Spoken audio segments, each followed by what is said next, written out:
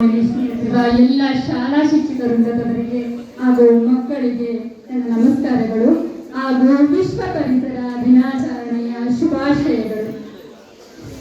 ಮಕ್ಕಳ, ನಿಮಗೆ ಇಲ್ಲಿ ಎಷ್ಟು ಜನಕ್ಕೆ ಗಿಡ ಮರ ಬೆಳೆಸೋ ಹವ್ಯಾಸ ಇದೆ? ಹಾಬೀಸ್ ಹ್ಯಾಂಡ್ ರೈಸ್ ಮಾಡಿ. ಎಷ್ಟು ಜನಕ್ಕೆ ಹವ್ಯಾಸಗಳು ಗೊತ್ತಲ್ವ ನಿಮ್ಗೆ ಯಾವ್ದು ಅಂತ?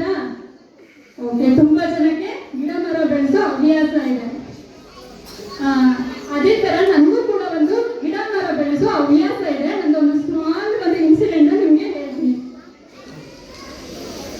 ನನಗೆ ಗಿಡ ಮರಗಳು ಅಂದ್ರೆ ಪ್ರಕೃತಿ ಅಂದ್ರೆ ತುಂಬಾ ಇಷ್ಟ. ನಾನು ಮದುವೆ ಆಗಿ ಬಂದು ಬ್ಯಾಂಗ್ಳೂರಿಗೆ ಬಂದಾಗ ಗಿಡಗಳನ್ನ ಬೆಳೆಸೋದಕ್ಕೆ ಪ್ರಾರಂಭ ಮಾಡಿದೆ. ಎಲ್ಲಿ ನರ್ಸರಿಗೆ ಹೋದ್ರೆ ಒಂದು ಗಿಡಗಳನ್ನ ನೋಡಿದ್ರೆ ತಗೊಂಡ್ಬಂದು ಗಿಡಗಳನ್ನ ಬೆಳೆಸ್ತಾ ಇದ್ದೆ. ಪ್ರತಿದಿನ ಗಿಡಗಳನ್ನ ನೀರು ಹಾಕಿ ಅದನ್ನ ಬೆಳೆಸೋದು, ಅದನ್ನ ನೋಡಿ ನಾನು ಖುಷಿ ಪಡ್ತಿದ್ದೆ. ಗಿಡ ಬೆಳೆಸೋರ್ಗೆಲ್ಲ ನೋಡಿದ್ರೆ ಖುಷಿ ಆಗ್ತಲ್ಲ, ಅದು ಹೂವು ಕೊಡುತ್ತೆ, ಅದನ್ನ ನೋಡಿ ನಮ್ಗೆಲ್ಲ ಏನಾಗುತ್ತೆ, ತುಂಬಾ ಖುಷಿ ಸಿಗುತ್ತಲ್ಲ. ಈಗ ನಾನು ಏನ್ ಮಾಡಿದೆ, ಪ್ರತಿದಿನ ಗಿಡಗಳನ್ನ ಬೆಳೆಸ್ತಾ ಹೋದೆ. ಆ ಗಾರ್ಡನ್ ನನ್ನ ಹತ್ರ ಇತ್ತಲ್ಲ, ಪ್ರತಿದಿನ ನಾನು ಗಿಡಗಳನ್ನ ಬೆಳೆಸ್ತಾ ಇದ್ದಲ್ಲ, ಅದ್ರ ಸಂಖ್ಯೆ ಏನಾಯ್ತು, ಜಾಸ್ತಿ ಆಯ್ತು. 10 ಗಿಡಗಳನ್ನ ಬೆಳೆಸ್ದೆ, 20 ಗಿಡಗಳನ್ನ ಬೆಳೆಸ್ದೆ. ಒಂದು ದಿನ ನನ್ನ ಗಾರ್ಡನ್ ಏನಾಯ್ತು, 50 ಗಿಡಗಳನ್ನ ನಾನು ಪಾಟ್ ಅಲ್ಲಿ ಇಟ್ಟು ಬೆಳೆಸ್ದೆ, ಟೆರೆಸ್ ಅಲ್ಲಿ.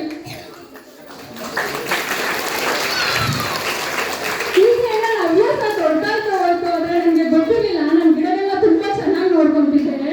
ಒಂದಿನ ದೂರದ ಜರ್ಮನಿಗೆ ಹೋಗ್ಬೇಕಾಯ್ತು. ನನ್ನ ಹಸ್ಬೆಂಡ್ ಕೆಲಸಕ್ಕೆ ಜರ್ಮನಿಗೆ ಹೋದ್ರು. ಆಗ ನಾನು ಅಲ್ಲಿಗೆ ಹೋಗೋ ಅನಿವಾರ್ಯ ಬಂತು.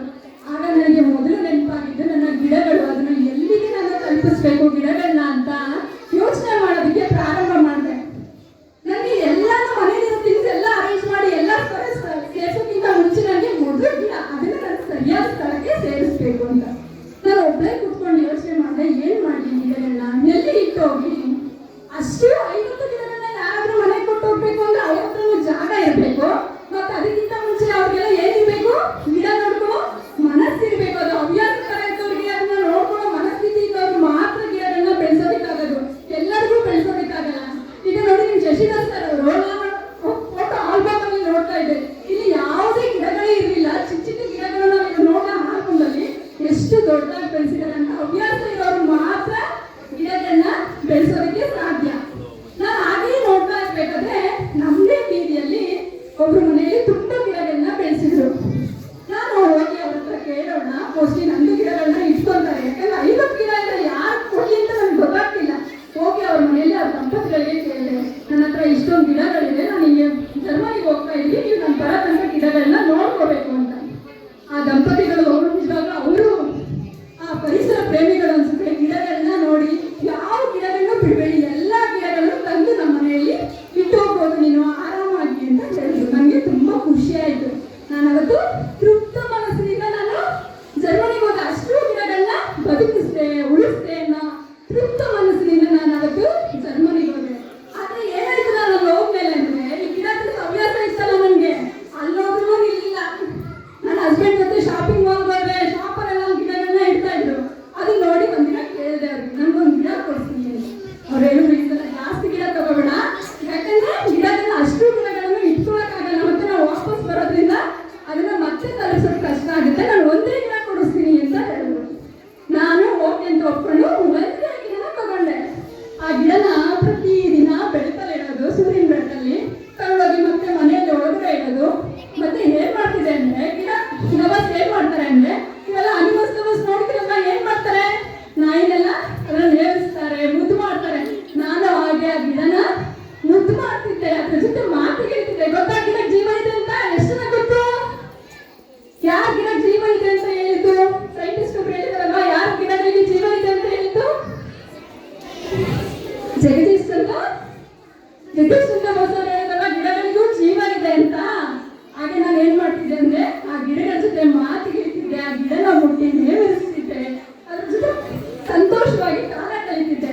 ಮತ್ತೆ ಅದೇ ದಿನ ಬಂತು, ಒಂದಿನ ನಾನು ವಾಪಸ್ ಇಂಡಿಯಾಗೆ ಬರ್ಬೇಕು. ಮತ್ತೆ ಏನ್ ಮಾಡ್ಲಿ, ಗಿಡನ ಅಲ್ಲೇ ಬಿಟ್ಟು ಬರ್ಬೇಕು.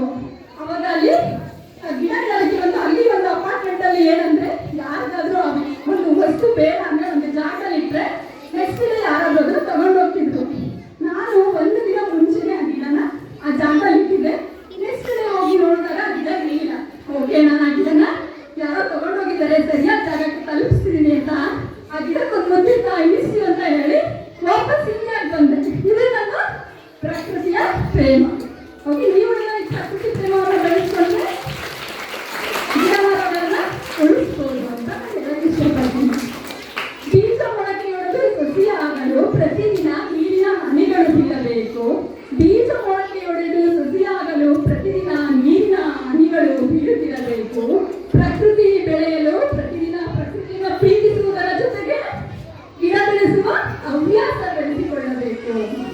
ಓಕೆ ಮಕ್ಕಳ?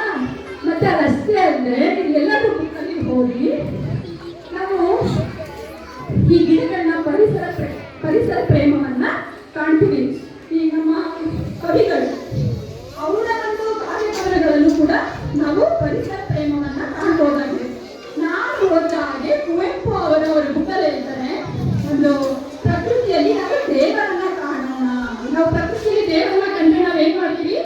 ಪ್ರಕೃತಿಯನ್ನ ನಾಶ ಮಾಡೋದಿಲ್ಲ ಅಂತ ಹೇಳ್ತಾರೆ.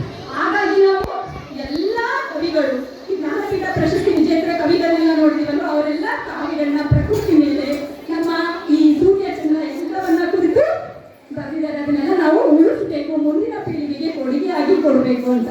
ಅಷ್ಟೇ ಅಲ್ಲ, ಗಾಂಧೀಜಿಯವರು ಕೂಡ ಒಂದು ಮಾತನ್ನ ಹೇಳ್ತಾರೆ, ಒಂದು ದೇಶ ಅಭಿವೃದ್ಧಿ ಆಗೋದು ಕಟ್ಟಿದ ಗಗನಚುಂಬಿ ಕಟ್ಟಡಗಳಿಂದ ಅಲ್ಲ, ಹಳ್ಳಿಯ ಹಸಿರಿನಲ್ಲಿದೆ. ಒಂದು ದೇಶ ಅಭಿವೃದ್ಧಿ ಆಗ್ಬೇಕು ಅಂದ್ರೇನು? ಬರೀ ಗಗನಚುಂಬಿ ಕಟ್ಟಡ ಇದ್ರೆ ಸಾಲಲ್ಲ, ಎಲ್ಲಿ ಬೇಕು? ಹಸಿರು, ರುಚಿ, ರೈತರು ಅವ್ರು ಬೆಳೀತಾರಲ್ಲ ಬೆಳೆ, ಅದು ಕೂಡ ಈ ಹಸಿರಿನಿಂದ ನಮ್ಮ ದೇಶ ಉಳಿಯುತ್ತೆ ಅಂತ ಹೇಳಿದ್ದಾರೆ. ಅಂತ ಹೇಳ್ತಾ ನಾನು ಒಂದೆರಡು ಮಾತುಗಳನ್ನ ಮುಗಿಸ್ತೀನಿ. ಜೈ ಹಿಂದ್.